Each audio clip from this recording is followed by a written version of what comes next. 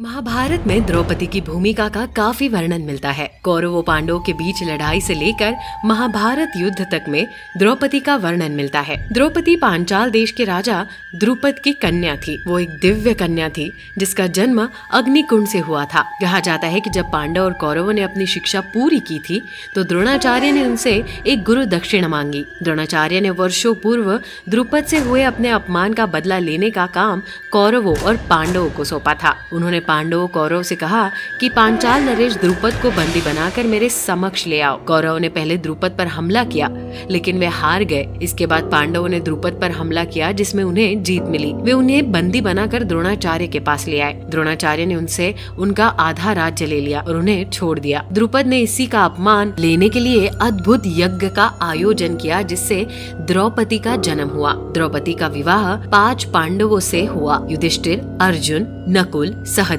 भीम से उनका विवाह हुआ था। क्योंकि अर्जुन ने ही द्रौपदी को स्वयंवर में जीता था इसलिए द्रौपदी 5 में से अर्जुन से सबसे ज्यादा प्रेम करती थी। द्रौपदी की खूबसूरती पर कौरव के बड़े भाई दुर्योधन की नजरें लगी रहती थी। एक बार दुर्योधन ने भरी सभा में द्रौपदी का चीर हरण किया था जिसके बाद कौरवों और पांडवों के बीच महाभारत का युद्ध छिड़ गया। कैसे हुई थी द्रौपदी की मृत्यु? द्रौपदी को लेकर यूँ तो महाभारत में कई कहानियां आपने सुनी होगी। यह हम आपको आज बताएंगे द्रौपदी की मृत्यु कैसे हुई थी। यदुवंशियों का राजपाट समाप्त हो जाने के बाद पांडवों को इसका काफी दुख हुआ। इसके बाद युधिष्ठिर ने वेद व्यास से अनुमति लेकर राजपाट छोड़कर परलोक जाने का निश्चय किया। पांडवों के स्वर्गारोहण की कहानी में इसका वर्णन मिलता है। महाभारत के 8 पर्वों में से एक पर्व है महाप्रास्थनिक पर्व जिसमें पांडवों की महान यात्रा अर्थात मोक्ष की यात्रा का उल्लेख है। भारत यात्रा करने के बाद मोक्ष प्राप्त करने के लिए पांडव द्रौपदी के साथ हिमालय की गोद में चले गए। वहाँ मेरु पर्वत के पार उन्हें स्वर्ग का रास्ता मिला। 5 पांडवों के साथ द्रौपदी और एक कुत्ता उनके साथ यात्रा पर था। इसी दौरान द्रौपदी